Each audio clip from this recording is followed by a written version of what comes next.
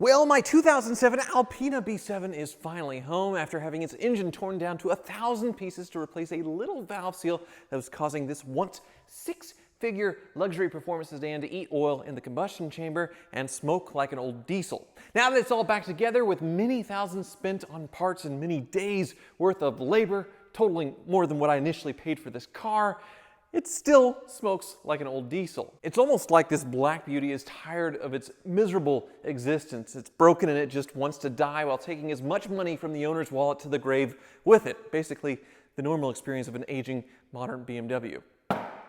Thankfully, I have a sponsor for today's video to help cushion the financial blow, so I would like to thank Ridge Wallet for sponsoring today's video. They sent me their titanium model wallet a few weeks ago to try out. It's light, sleek, and industrial. It has seriously changed my whole pocket situation. If you'll notice, all of my jeans are worn from my bulky old wallet, and there's probably a matching dent on my rear end as well, and flexing my old leather wallet on my buns of steel would bend and wear out my credit cards and my ID cards pretty quickly. With my new slim Ridge wallet, I can hold up to 12 cards plus room for cash. There's over 30 colors and styles to choose from, including carbon fiber and burnt titanium. I love it enough to have made the switch, but don't take my word for it. Just take a look at their 30,000 five-star reviews on their website as well.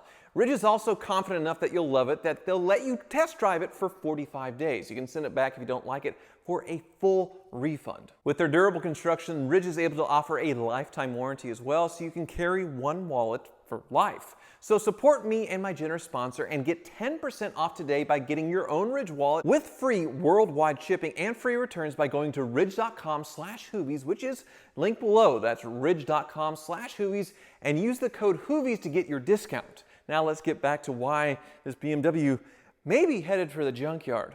So when this Alpina B7 came out in 2007, I was working as a salesman at the local BMW store, and it was the coolest car we had ever had in inventory. It was over $100,000. It was absolutely beautiful, and seeing it almost 15 years later in this condition is just so sad. I didn't buy it this way. My friend Rob actually did. It got here, he shipped it from somewhere, and it was a total disaster, so we punted it to me. And as you saw in previous videos, we've been trying to fix it. But the Alpina, it is a really special car. It's actually the second Alpina to be officially sold at BMW dealers in the United States. The first was the Alpina Z8, and this one is kind of meant to be an M7. Alpina is a tuning company in Germany. It kind of goes right along with the M-badged cars, except it's a little more dressier as far as the bling. Like this one has the Alpina ground effects, the whole body kit, the tail here, but it's not just a pretty face. They do a lot of performance things as well, just like the M cars. The interior gets the nicest 7 Series treatment and a few more Alpina badges, the suede headliner, but there's a lot of performance under the hood. They took a 745, the V8 used back in the day, and put a big supercharger on it, saying the power to over 500 horsepower. The transmission's also built up. It has a special differential, a lot of different things. The suspension's also been dialed in by Alpina, a really special car, but unfortunately, it has all the normal BMW trouble spots, which with this one is the valve seals. The whole engine was torn down to replace the valve seals because this thing would smoke like crazy. My mechanic Johnny the Car Ninja got it all back together, looking great, started it up, and well, it still smokes. So we have two theories here. It wasn't just the valve seals that were bad, we also had a cylinder that was scored up. Unfortunately, the piston ring had scored up the cylinder wall, so he honed down that cylinder, replaced the piston ring when he put the engine back together. It's worked for him several times in the past, so he wasn't really too concerned, so he did that. But also we noticed when we took the supercharger out and all of its ducting with the intercooler, there was a lot of oil in the system. So there could be two things going on here, or three. One's really unlikely. Johnny got one of the valve seals messed up and it's still letting oil in. That doesn't seem likely because it's pretty straightforward. Once you replace them, they're in and they seal. The other thing, that piston ring, it could be letting oil pass into the cylinder, and that cylinder could be scoring up. Again, it's just a bad engine, needs a complete rebuild or a replacement, or the supercharger is bad. Now, these are all really bad scenarios on first glance because I can't even find a new replacement engine. Just a used engine is $8,000, which is more than this whole car is worth. So if it's the engine, I'm gonna have to junk it. This thing isn't worth fixing. Now the supercharger really shocked me here. I figured if it needed a supercharger, I could just replace it. Well, BMW wants $11,000 for a replacement Alpina supercharger. $11,000, and I can't find any used ones online. Thankfully, there are rebuild kits where you can get new bearings and seals that would probably take care of the issue if it's letting oil get into the supercharger's air, wherever the air goes in. So that's not quite as dire of a situation. So this is kind of the moment of truth with the Alpina. We are going to take it back to Johnny's, the car ninja, and we're going to go on a borescope with the cylinder and see how that one cylinder he repaired. There's a bunch of oil in there. Well, this car is dead. We're also going to drop all the ducting for the supercharger, see if there's oil in there, still a lot of oil. That would point to the supercharger being the issue. So fingers crossed, see if it smokes up the joint when I start this thing up.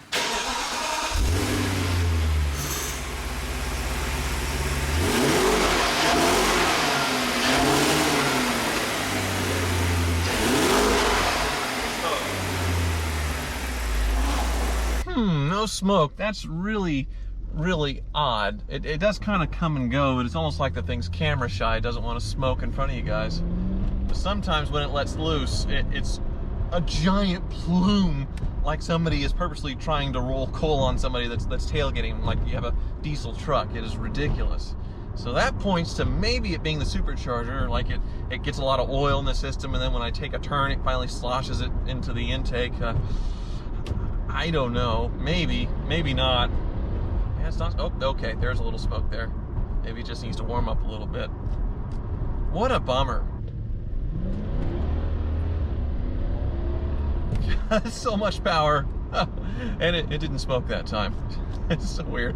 If this doesn't work out, it means I'm 0 for 3 on BMW 7 Series. The 745 I got years ago, the 760, and this. All three of them proved to be unfixable. It's a theme. Oh well, we'll see. Fingers crossed. I haven't given up yet. Maybe, just maybe. Johnny, poor Johnny. BMWs are a very lucrative business and a very frustrating business, aren't they? They are. Yeah, it didn't smoke on the way over here though. Let's see if it smokes now. Turn it off and turn it back on. Ready? Yeah. Oh yeah. Give it a rev.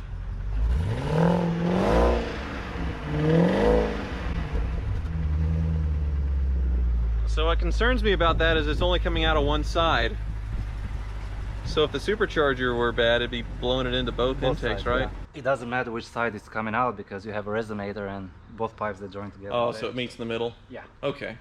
It's not a true dual exhaust. No. All right. Maybe we're not going off a cliff yet. Pop the spark plug off. Yeah, and go with the borescope. Spark plug's coming out. How's it look?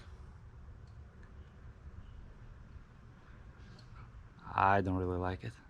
Yeah, It's oily. got some oil around it. Hmm.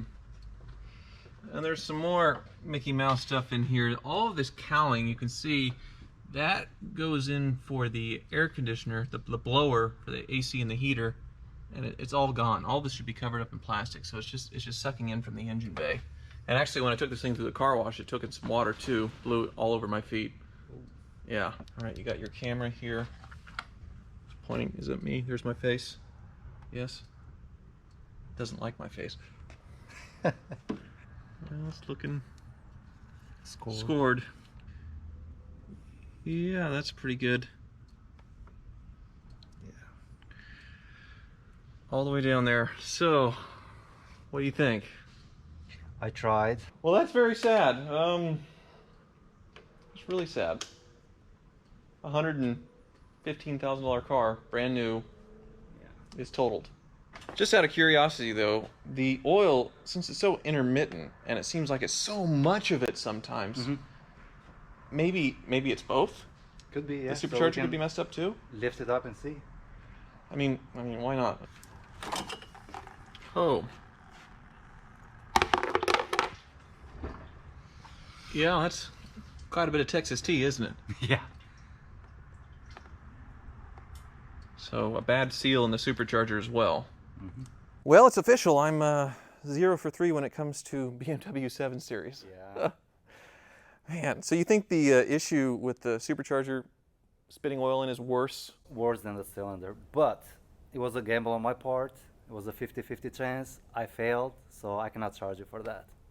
That there's no way. That was like a week's worth of work and many thousands of parts. I failed on it. So. I'm in a weird situation because if the card is a total disaster, then it gets more videos and makes more views. I make more money and you guys get more enjoyment out of it. So what you brought to us it just proves this is an education for everybody. Yeah. You should never, ever, ever buy one of these. You should buy one at the nicest you can afford in the first place, not a cheap project, because it's just a bottomless pit. It never ends. In this case, the cylinder scoring, I mean, maybe you get by with it, but probably not. That was just a few miles and the cylinder was already looking pretty chewed up.